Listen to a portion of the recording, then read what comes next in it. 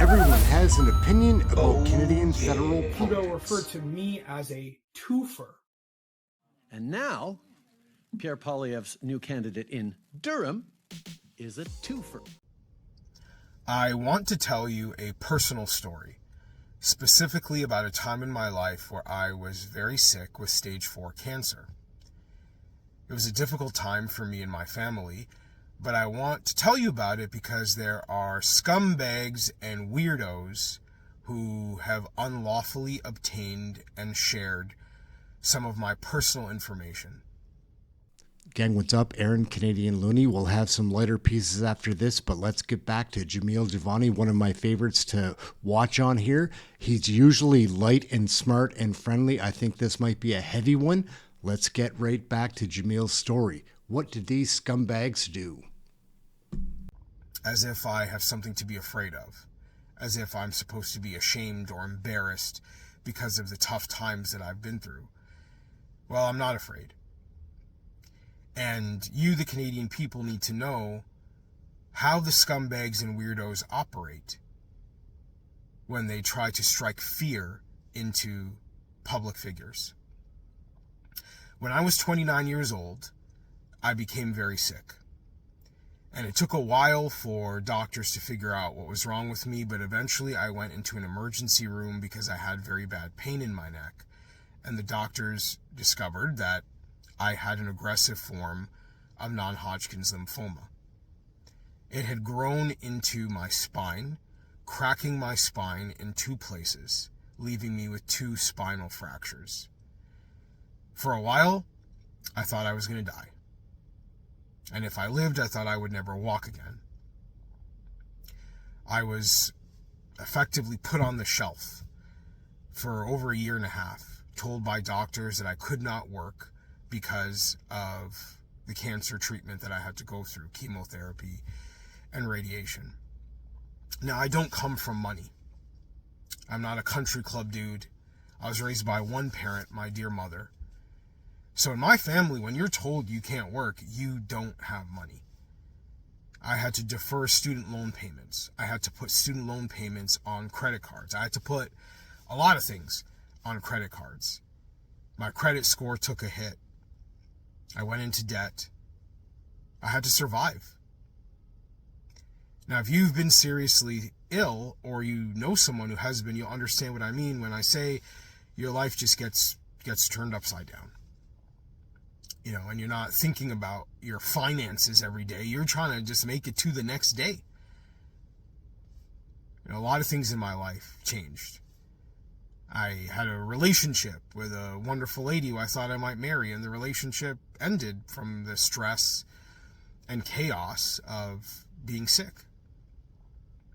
I had to move in with my mom, you know, and couldn't live on my own. And so even when you finish the chemotherapy and the radiation, you wind up in a situation where every 3 to 6 months you're going in for a blood test to figure out if the cancer is coming back or not.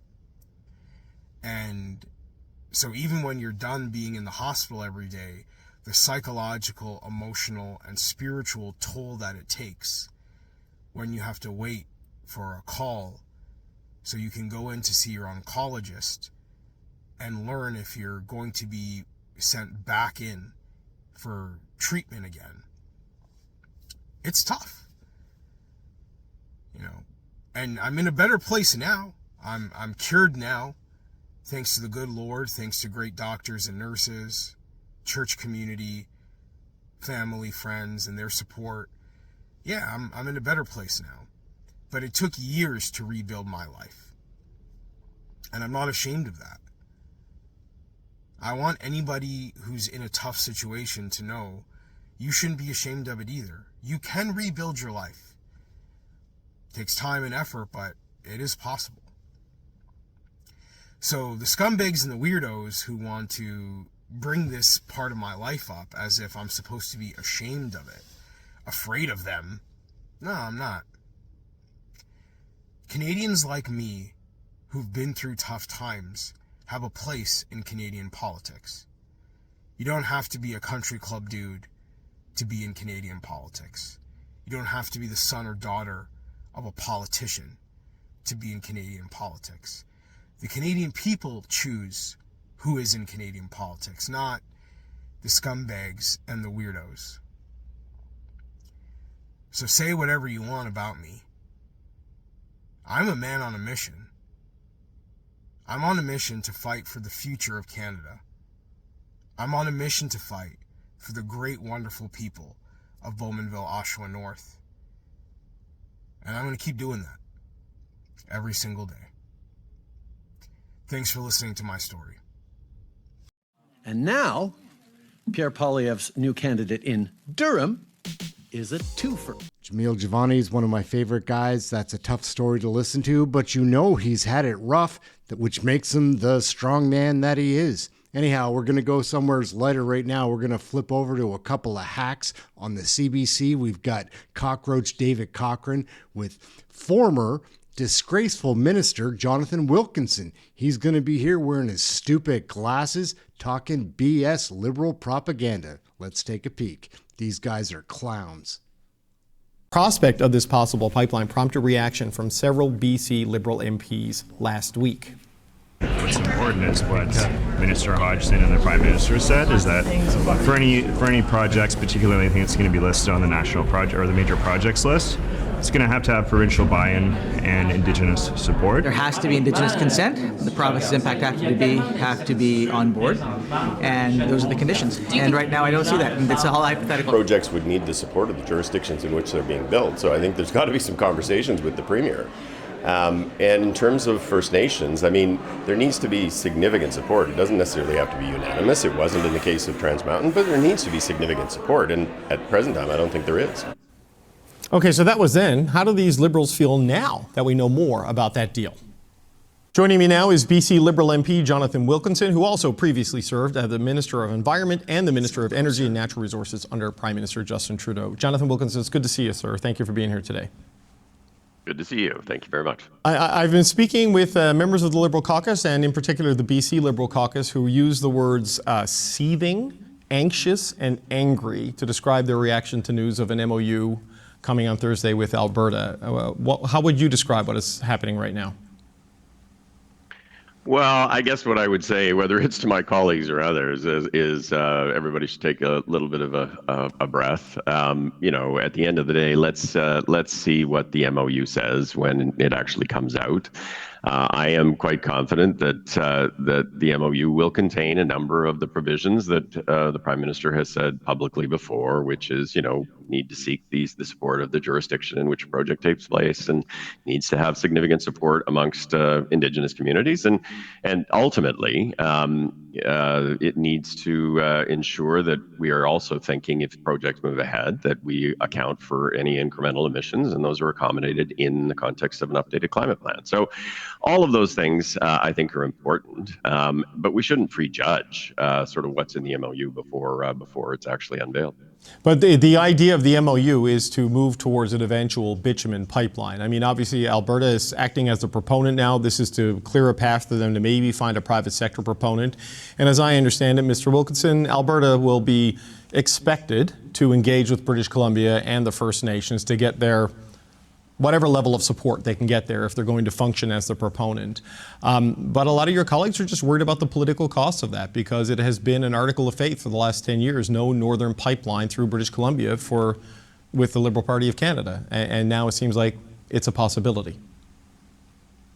Well, again, I just think people need to take a bit of a step back. I mean, for all major projects, whether it's this project or it's liquid natural gas or mines or transmission lines, there will always be concerns that are raised with respect to how do you do this in a manner that promotes economic opportunity, but is consistent with, you know, commitments to Indigenous communities, that are consistent with environmental obligations.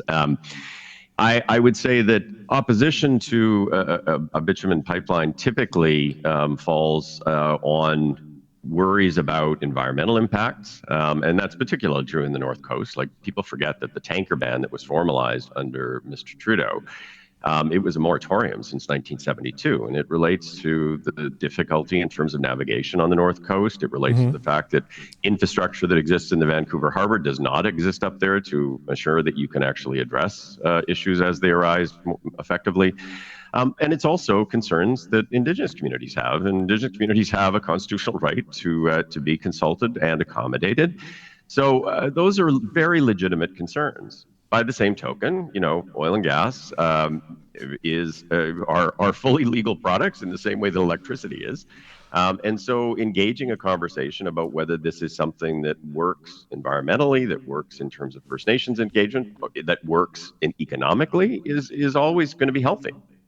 Right, but here we are, Mr. Wilkinson, the consumer carbon tax is gone. The emissions cap, there's a pathway to never implementing that thing spelled out in the budget. There's a willingness now to consider lifting the moratorium on tankers on the north coast of BC over the objections of the BC government and a lot of the coastal First Nations.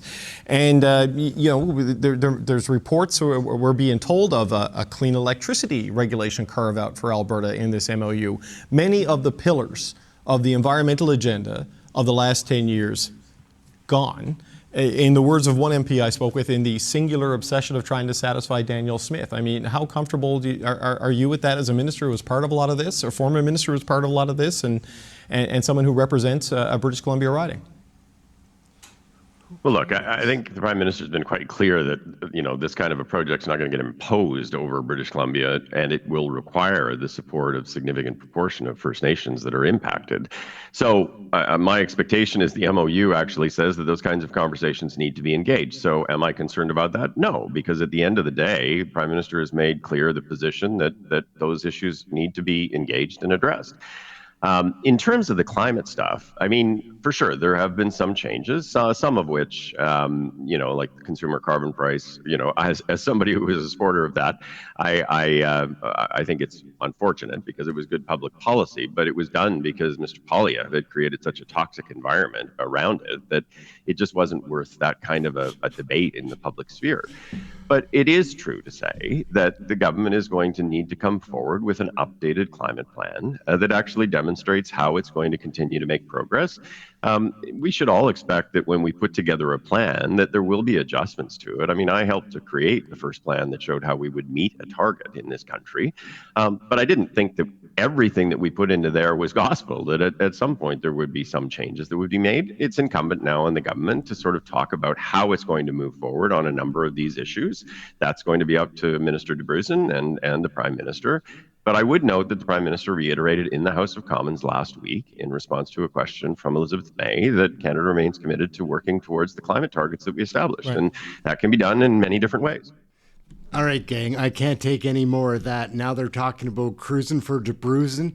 These guys are clowns. Let's flip over to one last quick story. Guess who's back? Old Jagmeet. I saw him on X. Let's find out what he's talking about. Bet you it's a crock of shit. Someone asked me recently if I'm ever affected by negative comments or social media trolls. And I said, no, not at all. And then he asked me why. I'm like, I don't know. It just doesn't really bother me. Then he said something to me that I thought was pretty funny. He said, I read the comments on your posts and they bother me. How is it that it doesn't bother you? I said, well, that's a good point. I don't know. It just doesn't really bother me. But he kind of got me thinking. And so I started reflecting because I know when I was a kid, being picked on and bullied certainly had an impact on me. And then as I got older and older, it had less and less of an impact. Maybe the answer lies in the fact that I've internalized this Sikh metaphor that comes up again and again in poetry in the Sikh tradition. And it's the metaphor of the lotus flower. And in these metaphors that are used in these poems, the idea is the lotus flower grows in swampy, stagnant, still waters, yet maintains its beautiful blossom and its own fragrance.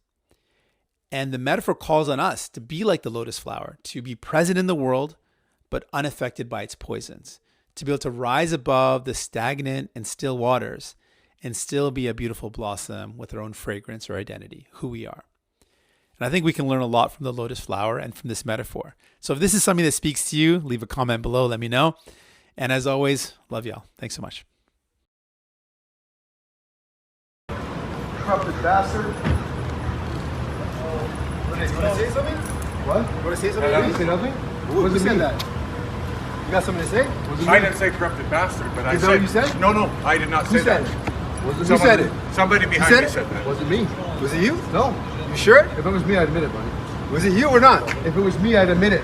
What'd you say then? I didn't say nothing. It wasn't me. It was a gentleman behind me, I guess. Who is it then? Point it out. I have no idea who it was, buddy. My word. You sure it's not you? No. 100%. You're a coward. You're not going to say it to my face. That's what's up. Say what? If I said something like that to you, I'd admit it. All right. Everyone has an opinion about Canadian federal politics. Oh, yeah. All right, gang, we'll wrap it up right there. We've got, get up here. Show some people some. Come on. Get over here, big girl.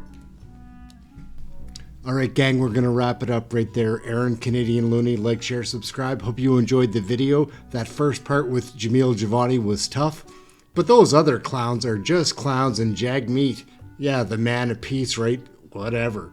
Like, share, subscribe. We'll catch you in the next video. Thank you for watching this one. Ciao for now. Smash the like, hit subscribe. Catch you in the next one.